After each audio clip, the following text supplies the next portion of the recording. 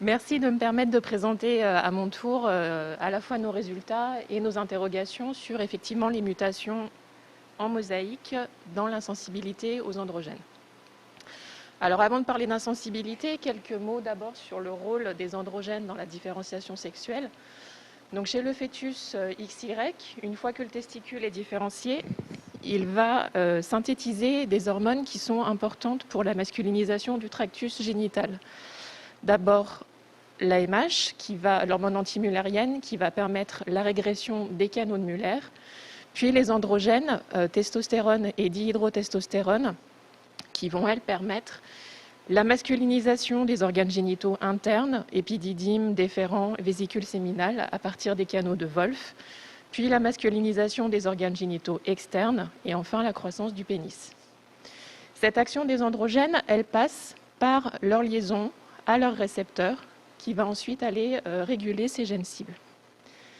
Lorsque cet intermédiaire est déficitaire, c'est là qu'on parle d'insensibilité aux androgènes. Alors il en existe différentes formes. Dans la forme complète, on est chez un individu 46XY devant un phénotype avec des organes génitaux externes qui sont féminins. Dans la grande majorité des cas, il y a une absence d'utérus. Le testicule a été différencié, donc il a produit son AMH et les canaux de Muller ont régressé. Et les taux d'AMH et de testostérone sont normaux pour un individu masculin, ce qui va permettre de distinguer l'insensibilité aux androgènes de la dysgénésie gonadique ou d'un déficit de synthèse des androgènes. Cette forme complète, elle peut être suspectée en anténatal, en période néonatale dans la petite enfance ou plus tard à la puberté devant une aménorrhée. Dans la forme partielle d'insensibilité, il existe un degré variable de virilisation des organes génitaux externes et donc le diagnostic est souvent suspecté à la naissance. Mais il peut aussi être suspecté plus tard à la puberté devant une gynécomastie. Et enfin, il existe une forme modérée d'insensibilité aux androgènes chez des patients qui vont présenter une gynécomastie ou une infertilité et chez qui on retrouve des mutations modérées du gène du récepteur aux androgènes. Donc on vient de le voir, la sensibilité aux androgènes est due à des mutations du récepteur des androgènes, AR. Ce gène il est localisé sur le chromosome X, donc l'insensibilité aux androgènes est une pathologie dominante qui est liée à l'X. Le récepteur aux androgènes fait partie de la famille des récepteurs nucléaires et il porte le nom NR3C4 dans cette nomenclature. Quand on regarde sa structure, on retrouve les éléments communs des récepteurs nucléaires. Un domaine N-terminal qui est codé par l'exon 1, qui contient 2 régions répétées polymorphes et une région de transactivation AF1. Le domaine de liaison à l'ADN avec ses doigts de zinc qui est codé par les exons 2 et 3. La région charnière qui contient la séquence de localisation nucléaire qui est codée par une partie de l'exon 4. Et puis le reste du gène va coder pour le domaine de liaison au ligand qui est composé de 12 hélices alpha. La séquence du gène AR a été publiée à la fin des années 80 et ça nous a permis de mettre en place l'analyse de ce gène au laboratoire avec, pendant les premières années, une étude par séquençage Sanger avec une étude complète du gène dans les suspicions de forme complète et une étude seulement des exons 2 à 8 dans les suspicions de forme partielle. Pourquoi ? Parce que les premières mutations qui avaient été décrites dans l'exon 1 étaient des mutations troncantes et donc plutôt associées aux formes complètes. À partir de 2008, avec l'augmentation de nos capacités de séquençage, on a mis en place une stratégie identique de séquençage complet, quelle que soit la présentation clinique. À partir de 2013, on a eu recours à la MLPA quand il y avait une absence d'amplification d'un ou plusieurs exons, afin d'aller confirmer la présence d'une délétion. Et puis en 2017, à l'occasion d'un nouveau design de notre panel DSD, on a inclus le gène AR dans notre panel et transféré l'analyse en diagnostic vers le NGS. Ce qui présente plusieurs avantages, c'est d'abord une analyse plus étendue du gène, puisqu'on va séquencer tous les exons sur tous les transcrits, les régions introniques jusqu'à environ 150 paires de bases et la 5' entière. En parallèle de la recherche des mutations ponctuelles, on analyse les variations du nombre de copies, donc les délétions ou les duplications. Et bien sûr, comme on est dans un panel, on va étudier simultanément d'autres gènes utiles pour le diagnostic différentiel. Donc sur ces 30 dernières années, on a étudié le gène AR chez environ 1800 patients, avec un recrutement qui est assez large, puisqu'on l'étudie bien sûr dans les suspicions de forme complète, les suspicions de forme partielle, mais aussi les cas d'hypospate sévères, en prénatal sur signe d'appel échographique et en néonatal, devant une variation du développement sexuel à la naissance, avec parfois une déclaration du sexe qui est mise en attente et donc une situation d'urgence. Le rendement diagnostique de l'étude, il est à peu près similaire à ce qui est décrit dans la littérature, c'est-à-dire plutôt bon dans les suspicions de forme complète, puisqu'on retrouve une mutation du gène dans plus de 90% des cas, et moins bon aux alentours de 30% et un peu plus difficile à évaluer pour les autres présentations cliniques. Sur ces 1800 patients, il y en a un peu plus de 1500 qui ont été analysés par la technique Sanger, avec dans 25% des cas une analyse seulement partielle, et les autres patients ont été étudiés par technique NGS. Alors on sait que notre stratégie d'exploration, que ce soit passée ou actuelle, elle n'est pas parfaite et qu'il y a certaines mutations qu'on n'est pas en mesure de détecter, notamment les mutations introniques profondes et le sujet de cette table ronde, les mutations en mosaïque. La mosaïque, qu'est-ce que c'est? Elle se définit comme la présence chez un individu issu d'un seul zygote d'au moins 2 populations cellulaires avec des génotypes distincts. Il en existe différents types et celle qui nous intéresse ici, c'est la mosaïque somatique, qui est un événement post-zygotique plus ou moins précoce. Quand la mutation en mosaïque arrive tôt dans le développement embryonnaire, elle va se propager à travers de nombreuses divisions cellulaires et être, après la naissance, présente et détectable dans différents types de tissus. Quand elle intervient de manière plus tardive, elle ne peut ne toucher que les précurseurs d'un seul tissu et donc ne se retrouver après la naissance que dans le tissu en question.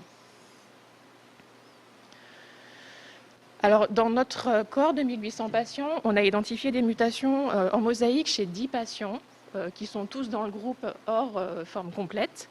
Et chez 4 de ces patients, elles ont été identifiées par séquençage Sanger. Alors, comme vous l'a dit Nicolas, quand on est en séquençage Sanger chez un individu XY, je vous rappelle que le récepteur aux androgènes est porté par le chromosome X, on s'attend à avoir un seul pic à chaque position.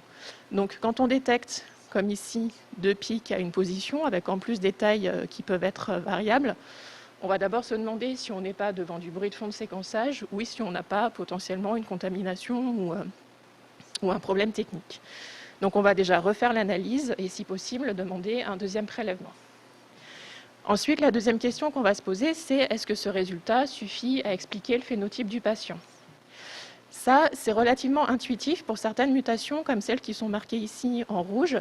C'est les mutations qui sont décrites, connues à l'état hémizygote dans les formes complètes d'insensibilité. Pour les autres mutations, on va se retrouver dans le cas classique d'une nouvelle mutation à interpréter. Donc on va utiliser nos arguments habituels de classification et ça peut nécessiter une validation fonctionnelle. Ce qui nous étonne un petit peu, c'est sur les 1500 patients étudiés par séquençage Sanger, de n'avoir retrouvé que 4 mutations en mosaïque. Donc on se demande s'il y a certaines mutations qu'on n'a pas été capable de détecter, parce qu'on était en dessous du seuil de détection du Sanger qu'on estime à peu près à 20%, ou s'il n'y aurait pas des mutations en mosaïque dans l'exon 1 pour les patients chez qui il n'a pas été séquencé.